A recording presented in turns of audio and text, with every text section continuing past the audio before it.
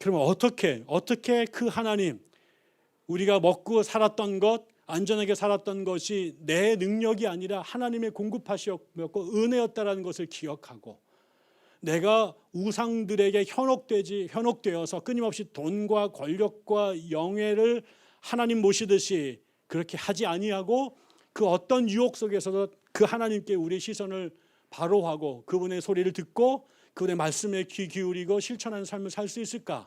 그게 오늘 우리가 해야 될 고민이잖아요. 어떻게 기억할 수 있을까? 저는 세 가지를 말씀을 드리고 싶어요.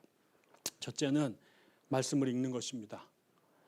우리가 하나님의 소리를 듣고 그분의 뜻을 기억하는 방법 중에 성경 말씀을 제외하고 그럴 수 있는 것은 없습니다. 성경 빼고 다른 방법으로 하나님을 알려고 하는 것들은 불가능하진 않겠지만, 밥을 먹지 않고 공기를 계속 마시면서 내가 건강하게 살겠다고 요구하는 것만큼 어리석은 일입니다. 하나님이 우리에게 당신의 생각을 전해주기 위해서, 그리고 이스라엘 사람들이 하나님의 말씀을 기억하기 위해서 몸부림쳤고, 그래서 그 오래전에 그 하나님의 말씀을 기억했던 사람들이 그 기억을 잊어버리지 않고 암기하고 또 암기하고 또 암기했고, 나중에 그 기억이 쇠해갈 때 그거를 파피루스에다가 양피지에다가 새겨서 그 무거운 책들을 들고 전국을 돌아다니면서 하나님의 말씀을 후대에게 전승했던 것이죠. 그 말씀을 읽기 위해서 모였고요. 나라가 망해서 바빌론에 끌려갔을 때에도 그 말씀을 읽기 위해서 모였고요. 이제 히브리어를 다 잃어버려서 히브리어를 읽을 수 없는 사람들이 생겼을 때 그리스어로 그 성경을 번역하기 위해서 온몸을 쳤고요.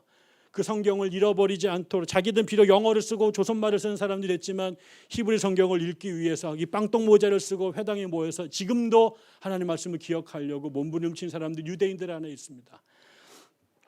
우리도 하나님을 알 수 있는 방법은 하나님 말씀을 읽는 거예요.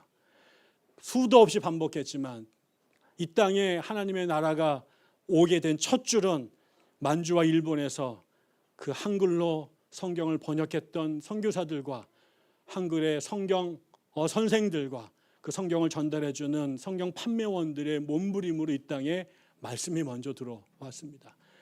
학교도 다녀본 적이 없는 사람, 한글을 배울 기회가 없었던 사람들이 그 말씀을 읽기 위해서 교회 안에 와서 까막눈인 할머니들이 선교사들의 더듬더듬거리는 한국어로 풀어주는 성경을 듣고 감동하고 하나님을 접했던 것이 이 나라 기독교의 출발점입니다. 우리 교회가 존재하는 이유는 하나님을 기억하기 위함이고요. 그 하나님을 기억하기 위해서 우리가 갖는 최대 에너지는 하나님 말씀을 공부하고 읽고 되새기는 것입니다. 우리 교회 왜 오냐라고 묻는다면 이유는 하나입니다. 하나님을 기억하기 위해서요. 어떻게 해요? 그분의 말씀을 읽고 묵상하고 배우기 위해서요. 그거 싫은 사람들 다 떠나십시오. 그거 외에 줄 게 없습니다. 여러분께 돈을 드릴 수도 없고요. 여기 장풍이 나가가지고 여러분 암을 고쳐줄 능력도 여기에는 없고요. 근데 우리가 할 수 있는 단 한 가지의 몸부림은 하나님의 말씀을 배우려고 하는 것입니다.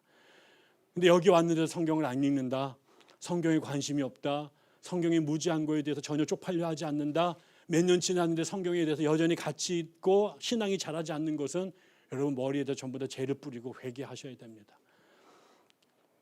여러분 돈을 못 버실 수도 있고요. 건강이 나빠지실 수도 있을 거예요. 나이가 드시면은요. 근데 그거에 대해서 우리 교회가 도와줄 수 있는 게 아무것도 없어요.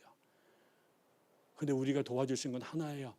말씀을 읽고 말씀을 공부하고, 그래서 그 하나님을 기억하게끔 해주는 거예요.